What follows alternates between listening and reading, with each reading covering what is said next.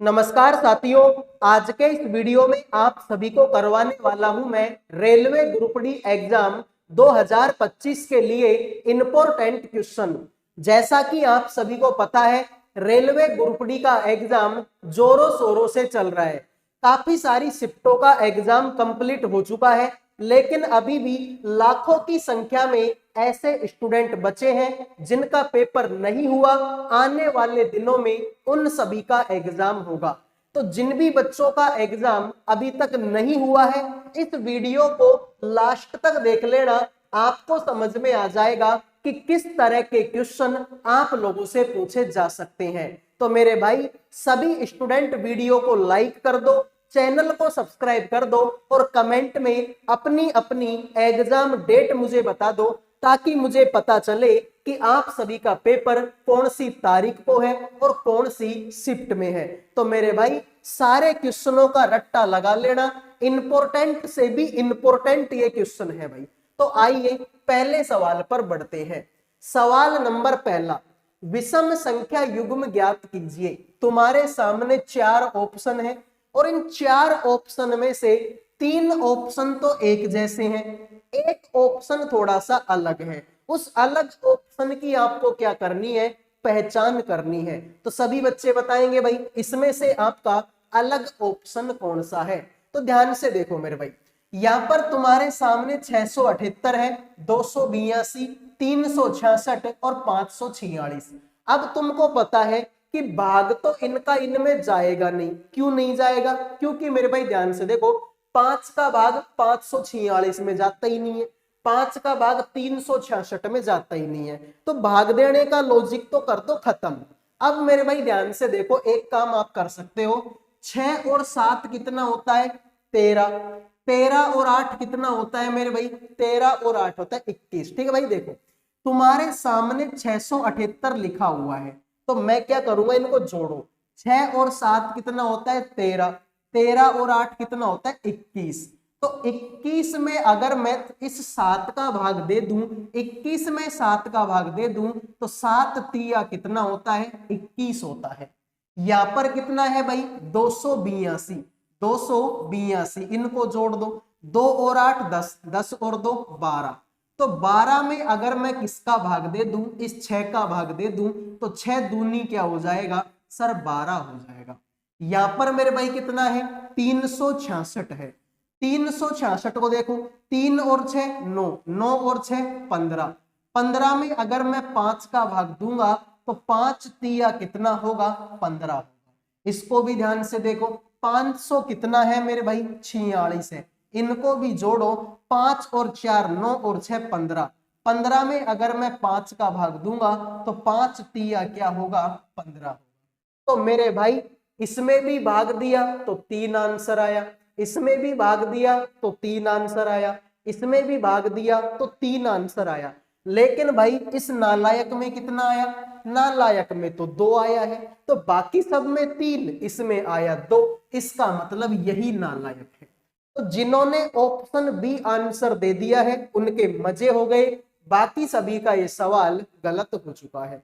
जिन भी बच्चों को समझ में नहीं आया, वो वीडियो को थोड़ा पीछे लेके देख लेना, मैं गारंटी देता हूं ये सवाल उनके समझ में आ जाएगा। आओ मेरे भाई ध्यान से देखो, आप ही के भले के लिए बोल रहा हूं भाई, ठीक है। जिन भी बच्चों का एग्जाम अभी तक नहीं हुआ है रेलवे ग्रुप डी का, उन सभी बच्चों के लिए करंट अफेयर का, साथ में मेरे भाई आपके जीके का, रीजनिंग का और मैथ सब्जेक्ट का पीडीएफ तैयार कर दिया केवल 100 रुपए में। 100 रुपए में आपको करंट अफेयर भी मिलेगी, आपको जीके भी मिलेगी, रीजनिंग भी मिलेगी और मैथ भी मिलेगी। इन सारी सब्जेक्टों के इंपॉर्टेंट क्वेश्चन आपको इस पीडीएफ में मिल जाएंगे। अगर कोई बच्चा इस पीडीएफ को ध्यान से मन लगाकर पढ़ लेता है, तो लगभग उसका सिलेक्शन पक्का है। क्योंकि मेरे भाई पीडीएफ में वैसे ही क्वेश्चन हैं जैसे क्वेश्चन आप लोगों से एग्जाम में पूछे जाएंगे। तो इसमें आपको मेरे भाई क्वेश्चन भी मिलेगा और क्वेश्चनों का डिटेल में आंसर भी आपको मिलेगा। तो जिन भी बच्चों को ये पीडीएफ चाहिए, इन नंबरों पे व्हाट्सएप मैसेज करके केवल और केवल 100 रुपए में आप चारों सब्जेक्टों का पीडीएफ ले सकते हो। अभी आपको लग रहा होगा कि भाई 100 रुपए बहुत ज्यादा है, यकीन मानो मेरे भाई 100 रुपए ज्यादा नहीं है। अगर तुम्हारी एग्जाम में 10 क्वेश्चनों की हेल्प भी अगर आपको मिलती है तो मेरे भाई 100 रुपए कोई बहुत बड़ी बात नहीं है। तो जिन भी बच्चों को ये पीडीएफ चाहिए 100 रुपए में ये पीडीएफ आपको मिलेगा, इन नंबरों पे व्हाट्सएप मैसेज कर देना। आइए अगले सवाल पर बढ़ते हैं। देखिए इसमें आपको बताना है कि क्वेश्चन मार्क की जगह पर कौन सा ऑप्शन आप लोगों का सेट बैठेगा। फटाफट कमेंट करो मेरे भाई। इंपॉर्टेंट क्वेश्चन है और जिस दिन तुम पेपर देने जाओगे इस तरीके के लगभग आपको 3 से 4 क्वेश्चन देखने को मिलेंगे। कितने क्वेश्चन? 3 से 4 क्वेश्चन देखने को मिलेंगे। आज ही लिख के रख लो ये बात, ध्यान से देखो भाई। ए आएगा 1 नंबर पर, ई आएगा 5 नंबर पर, आई आएगा 9 नंबर पर, एम आएगा 13 नंबर पर। 1 में 4 जोड़ेंगे 5, 5 में 4 जोड़ेंगे 9, 9 में 4 जोड़ेंगे 13 और 13 में 4 जोड़ेंगे तो 17 होगा। 17 नंबर पर तो क्यों आता है और मेरे भाई क्यों सिर्फ और सिर्फ इसी ऑप्शन में है। तो जिन्होंने आंसर दे दिया है बी उनके हो गए मजे, बाकी सभी का ये सवाल गलत हो चुका है। तो आगे हल करके देखने की कोई जरूरत ही नहीं है, इतने से ही जो है हमारा आंसर आ गया। आओ मेरे भाई अगले सवाल पर बढ़ते हैं। तो लाइक और सब्सक्राइब कर दो मेरे भाई। लाइक सब्सक्राइब करना बिल्कुल फ्री होता है मेरे भाई। जिस दिन तुम पेपर देने जाओगे, एग्जाम देने बैठोगे, उस दिन तुमको मेरी याद आएगी। और मेरी याद क्यों आएगी? क्योंकि मैं तुमको ऐसे भी सवाल करवा रहा हूं और ऐसे सवाल पेपर में आएंगे भाई, ठीक है। ऐसे सवाल पेपर में आएंगे। बाद में मत बोलना कि सर तुमने तो ऐसे सवाल पढ़ाए ही नहीं थे। तो ऐसे सवाल पेपर में आएंगे, इन सब चीज की मैं गारंटी ले रहा हूं, ठीक है भाई। ध्यान से देखिए, 27 का संबंध 99 से है। 21 का संबंध बताओ किसके साथ में होगा? अगर 13 का संबंध किसके साथ में है? 43 के साथ में। तो सर कैसा कोई रिलेशन लगा सकता हूं मैं? तो ध्यान से देखो, 27 तिया 81, 81 में अगर मेरे भाई 18 जोड़ूंगा तो 99, 13 तिया 39, 39 में तो फिर 4 ही जोड़ना पड़ रहा है। तो सर ये लॉजिक तो नहीं है। दूसरा लॉजिक लगाओ भाई, ध्यान से। अगर मैं 27 गुणा में 4 करता हूं तो 27 चौका कितना होता है? 108 होता है। 108 में से 9 कम करूंगा तो 99 आएगा, जो कि यहां पर है। फिर 13 को देखो भाई, 13 गुणा में 4 करूंगा तो 13 चौके 52 आएगा और 52 में से 9 कम करूंगा तो आंसर मेरे भाई 43 आएगा, जो कि यहां पर है। तो लॉजिक मिल गया हमको। क्या लॉजिक मिला? गुणा 4 करो माइनस का 9 करो, गुणा 4 करो माइनस का 9 करो। तो सेम काम 21 के साथ में कर दो मेरे भाई। 21 गुणा में 4 करेंगे, 21 चौका 84 और 84 में से 9 कम करेंगे तो आंसर आएगा 75। तो जिन्होंने 75 आंसर दे दिया उनके मजे हो गए, बाकी सभी का सवाल गलत है। तो लॉजिक देख लो, गुणा 4 माइनस का 9, 75 आंसर तुम्हारा आ गया। आइए अगले सवाल पर बढ़ते हैं। देखो, चिन्हों को बदलने और दिए गए समीकरण को संतुलित करने के लिए गणितीय चिन्हों के सही संयोजन का चयन कीजिए। अगर मेरे भाई तुम्हें इस इक्वेशन में LHS इक्वल टू RHS करना है तो बताइए कौन कौन से चिन्हों को आपस में बदलना पड़ेगा। तो भाई ऐसे सवालों को करने का एक सिंपल तरीका भी है और लगभग 70 से 80% सवालों में वो तरीका आपका सेट बैठेगा, ठीक है भाई। ऐसा नहीं दुनिया के पूरे ही सवालों में वो तरीका लग जाएगा, लेकिन हाँ लगभग 70% से 80% सवालों में वो तरीका लग जाएगा, जो तरीका मैं अभी तुमको बताने वाला हूं। तो मेरे भाई ध्यान से देखिए, वो तरीका ये है कि भाग दे के चेक करो, क्या 19 का भाग 42 में जाता है? नहीं जाता। 4 का भाग 19 में जाता है? नहीं जाता। 69 का संबंध 4 में भाग 4 में जाता है? नहीं जाता। लेकिन भाई 9 का भाग तो 81 में जाता है। 90 90 81, यानी कि मेरे भाई जो इधर से देख लो पहला और दूसरा, तो जो दूसरा चिन्ह है वो मैं भाग का लगा सकता हूं, क्योंकि 9 का भाग 81 में जाता है। दूसरा चिन्ह भाग का, सर इसमें तो गुणा का है, तो फिलहाल के लिए इसको काट दो। इसमें भी गुणा का है, तो फिलहाल के लिए इसको काट दो। तो इस तरीके से मैंने दो ऑप्शन तो हटा दिए। अब इन दोनों को चेक कर लो मेरे भाई, ठीक है। तो पहला ऑप्शन मैं चेक करता हूं। पहला देखो 42 है, आगे स्टार है, तो पहला चिन्ह लगाऊंगा मैं प्लस का, क्योंकि यहाँ पर मेरे भाई प्लस का चिन्ह है। फिर लगा दूंगा मैं 19, आगे गुणा का चिन्ह है तो गुणा लगाएंगे। आगे मेरे भाई आपका माइनस का चिन्ह है तो माइनस लगाएंगे 69। आगे मेरे भाई आपका प्लस का चिन्ह है तो 81 लगाएंगे, और आगे मेरे भाई भाग का चिन्ह है तो 9 लगाएंगे। आगे तो बराबर का है तो कोई दिक्कत नहीं है। चेक करते हैं कि इसका आंसर 58 आता है या नहीं आता। भाई देखो 42 की जगह पर 42, 19 चौके 76 होता है, माइनस का 69, और 9 का भाग 90, 90 81 होगा। ठीक है भाई, ध्यान से देखो 42 और 76 कितना होता है 8, और 7 और 4 होता है 11, और 69 में से 9 घटाऊंगा तो आंसर आएगा 60। 118 में से 60 घटाऊंगा तो आंसर कितना आएगा मेरे भाई 58 आएगा। और ये 58 ही तो हमको लाना है। इसका मतलब पहला ही ऑप्शन आप लोगों का क्या हो गया, सही हो गया। तो समझ में आया सवाल। मैंने लॉजिक देखा कि सर 9 का भाग 81 में जाता है, तो भाई इधर से तुम देखोगे तो पहला और दूसरा चिन्ह किसका है, तो दूसरा चिन्ह मेरे भाई यहाँ पर भाग का है। तो क्यों ना मैं इसी ऑप्शन को लगा के चेक कर लूं। तो भाई पहला चिन्ह प्लस का, दूसरा गुणा का, तीसरा माइनस का, चौथा प्लस का, और पांचवा भाग का। तो 9 का भाग 81 में दिया, 9 बार गया। 69 में से 9 कम करूंगा 60 आएगा। 19 चौके 76, तो 42 और 76 118। 118 में से 60 कम करूंगा 58 आंसर आएगा। अगले सवाल को देखते हैं भाई। अगला सवाल क्या होगा, विषम संख्या युग्म का चयन कीजिए। तुम्हारे सामने मेरे भाई 4 ऑप्शन है, इनमें से 3 तो एक जैसे हैं, एक नालायक है।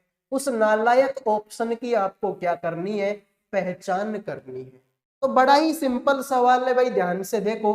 40 गुणा में 6 करूंगा तो 240 हो जाएगा, जो कि है 240 उसमें। 25 गुणा में 6 करूंगा तो 25 6 का 150, जो कि है 150। 35 गुणा में 6 करूंगा तो मेरे भाई 6 पंजो 30, और मेरे भाई 210 आंसर आएगा। लेकिन यहाँ पर कितना है, 280 है, तो ये गलत है भाई। नीचे भी देख लो, 30 गुणा में 6 करूंगा 180 आंसर आएगा। तो सर 240 है 240, 150 है 150, लेकिन 210 इसमें तो 280 है। तो यही नालायक है भाई। जिन्होंने सी आंसर दे दिया है उनका सही है, बाकी सभी का ये सवाल गलत हो चुका है। तो अगले सवाल पर मैं तभी बढ़ूंगा जब आप लोग वीडियो को लाइक करोगे और चैनल को सब्सक्राइब करोगे, क्योंकि मेरे भाई ये सवाल इंपॉर्टेंट है। फ्री में ऐसे सवाल कोई नहीं करवाता, तुम चाहे लास्ट टाइम पे किसी का भी चैनल उठा के देख लो।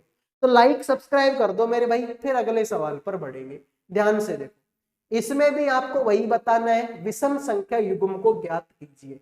तो अपने माइंड के घोड़े दौड़ाओ भाई, घोड़े, ठीक है, घोड़े, ठीक है, अपने माइंड के घोड़े दौड़ाओ और फिर बताओ इस सवाल का आंसर क्या होगा। ठीक है, कहीं आप कुछ गलत सुन लो, मैंने घोड़े बोला है। ठीक है, ध्यान से देखो, विषम संख्या युग्म ज्ञात कीजिए। ठीक है, ध्यान से देखो सर, इसको देख के तो मुझे एक चीज समझ में आ रही है, वो भी क्लियर कट तरीके से। ध्यान से देखो, 12 में से 1 घटाऊंगा तो आंसर आएगा 11, और 11 का स्क्वायर होता है 121, जो कि है। 6 में से 1 घटाऊंगा तो 5 होगा, 5 का स्क्वायर 25 होगा, जो कि है।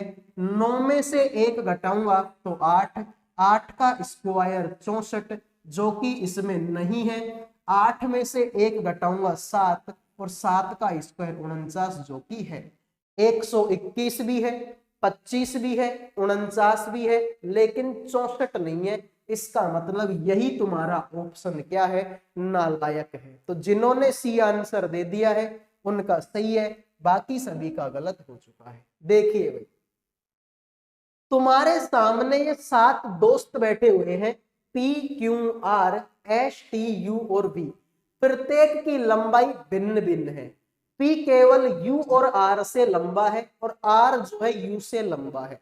फिर आगे बोला क्यू एस से लंबा है, लेकिन लेकिन लेकिन लेकिन यहां पर मेरे भाई टाइपिंग मिस्टेक, लेकिन किससे छोटा है, ये टाइपिंग मिस्टेक है। टी सबसे लंबा नहीं है। क्यू और आर की लंबाई के बीच कितने व्यक्ति बैठे हैं, तो मेरे भाई यहां पर आप ऐसे कर लो, वी कर लो। ठीक है भाई, 1 सेकंड का टाइम दो, मैं सवाल देख ही लेता हूं कि इसमें यहां पर क्या था। ठीक है भाई, 1 सेकंड का टाइम आप मेरे को दे दो।